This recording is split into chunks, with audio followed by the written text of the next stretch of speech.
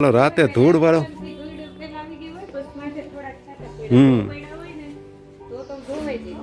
આ બધે ધૂળ વાળા છાંટા પડ્યા છે એટલે મને એમ છે રાતે થોડાક છાંટા આવ્યા હતા બાઇકમાં બધે આમ ધૂળના ટપકા થઈ ગયા છે એટલે ધૂળવાળો વરસાદ આવ્યો હોય પેલા પવન આવ્યો હોય થોડોક વાવાઝોડું જેવું પછી આમ છાંટા પડી ગયા હોય.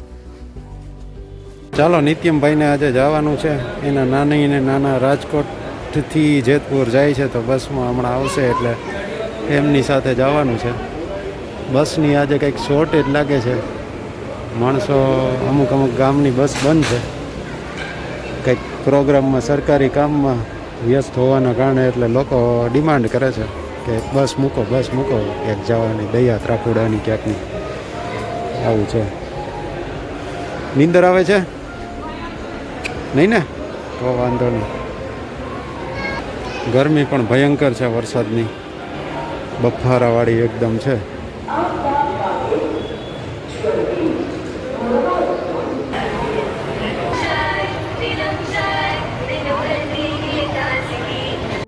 ચાલો બાળકોને થોડીક મજા કરાવવા માટે કોલેજ ચોકે પહોંચી ગયા છે. જમ્પિંગમાં ઠેકડા મારી લે, થોડાક થાકી જાય તો સૂઈ જાય ટાઈમે, પણ તોય હુએ એમ નથી જલ્દીથી. રાઈડુમાં થોડો ઘણો ફેરફાર કરેલો હોય.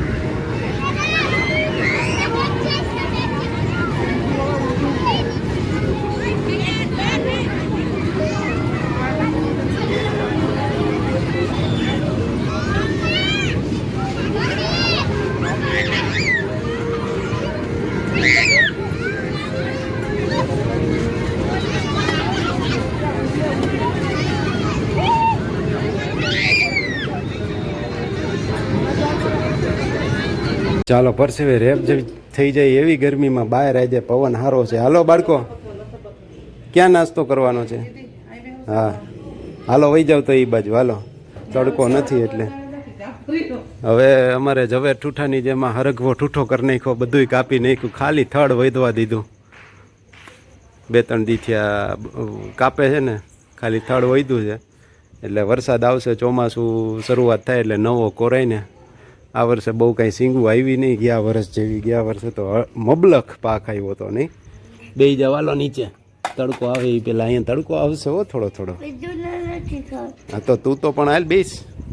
ચાલો નાસ્તો કરી લઈએ પછી આગળનું બતાવશું. ચાલો બધાને જય શ્રી કૃષ્ણ, જય માતાજી અને જય સ્વામિનારાયણ. ફરી પાછું આજના દિવસના વિડીયોમાં બધાનું સ્વાગત છે.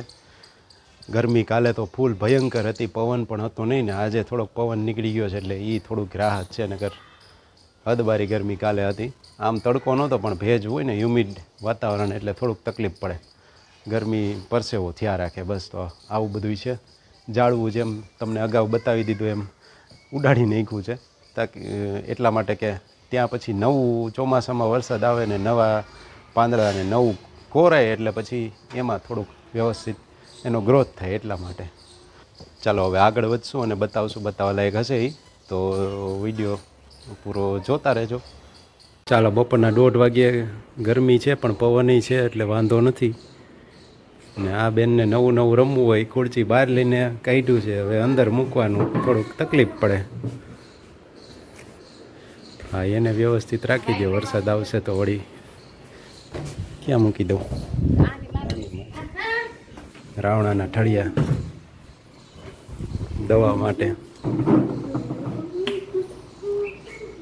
ચાલો ફાઇનલી અંદર લઈ જાય છે, કેટલી વાર કીધું ત્યારે. લે ક્યાંથી લઈ આવી કપડાં? હે તું ને મમ્મી બે ગયા હતા કે મમ્મી એકલી? તો અહીંયા શેરીમાં આવ્યા હતા એની પાસેથી. ઠીક, સરસ.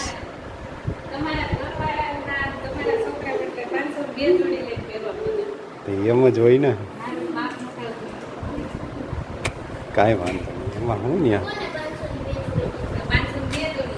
જોજી તારા મમ્મી ગોત્યા હો મારી જેમ. હવે મજા તો હોય એમાં, લે જેવું ગમે એવું સારું લાગે એ લઈ લેવાનું. ના રે ના, એવું કાંઈ ન હોય. તમ તારા 1000 વાળી લઈ આવો, ક્યાં ના છે. ચાલો આજ માટે આટલું જ રાખશું. તો વ્યસ્ત રહો, મસ્ત રહો ને સાથે તંદુરસ્ત રહો. ફરી પાછા મળશું નવા વિડીયોમાં.